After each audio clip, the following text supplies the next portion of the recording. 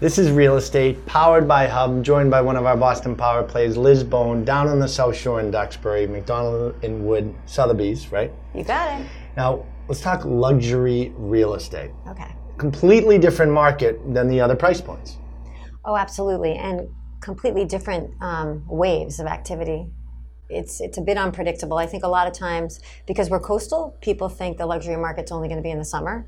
In fact, my highest transactions that I personally have in what would be considered a luxury market have been in the winter months, surprisingly so.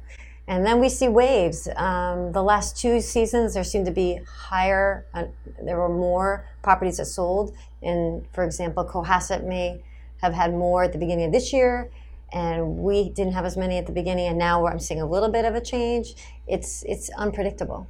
I'd be interested to see how the South Shore, Duxbury, Cohasset, Situate, Hingham compares to the North Shore, Gloucester, Marblehead, Manchester by the Sea. I have not personally studied that, which I should, because I'm sure they see a very similar shift in season and year. What about the big homes on the water? I feel like there's a trend that people are trying to get tighter, more efficient space. Are you seeing that with those high-end properties, that they're harder to sell in today's market? Well, what the most difficult thing is, and what's really hard for, I think, the general public, is they see these beautiful residences. They may be on the water, they may not be on the water, and they're older.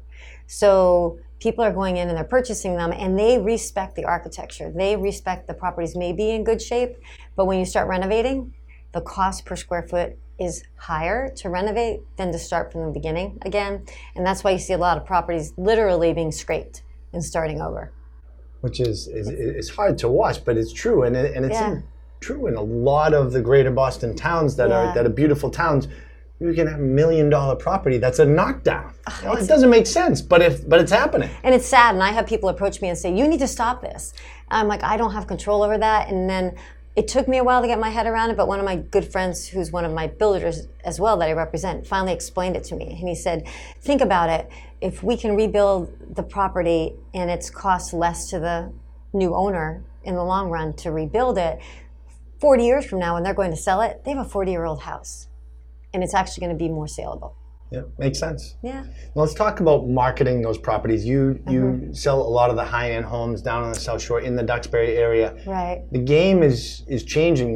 You can get into these homes without even stepping foot on the actual property. In terms of viewing them. Marketing. Yeah. So I focus on a lot of aggressive visual marketing. You have to, because I've been doing this almost 32 years now, and the environment's changed. There was a time where people only knew about properties because they came to us and we told them. Well, now everyone's online, so my goal is to have as much professional photography as I can, have walkthroughs. We're doing 3D imaging when they look into the property, and literally you can walk around and kind of see the house itself. And to that point, I had a funny story with that. I did use this technology once, and a buyer came into the house and looked right in the bathtub. And I'm like, what are you doing looking in the bathtub? They said, oh, well, in the 3D imaging, the homeowner had hidden stuff in the bathtub and we could see it, because you're looking into the room. So there's so much technology now, and you have to get the property out there. I had a client come to a property and showed up, and I knew they were going to buy the house because they'd already done so much homework and done a walkthrough. And it's brilliant. You have to get it out there. I'm a fan of your Facebook page. Thank you. I watch these videos on Liz Bone Real Estate page, and I watch it usually in the evening, maybe or maybe not, with a glass of wine in my hand, and dreaming about these homes. I mean, it's really amazing. You can see the home inside and out. People expect it, and from the standpoint of a seller, they expect it. We have to, provide the highest quality visual aids to these properties, and then on top of that marketing, we also have to market the properties to the other agents. I can tell you who the power players are in Boston. And it's not that difficult for me to find out who's producing in Miami and other areas. And I do a lot of individual networking. And locally, I try to go to Boston, and I do a lot of networking and referring back and forth, not necessarily just with someone that works within my network of my company. It's someone that I feel like I've developed a relationship with, and they know that market. Sure, makes sense. Yeah. Go outside the box. Yeah. Let's talk about pricing.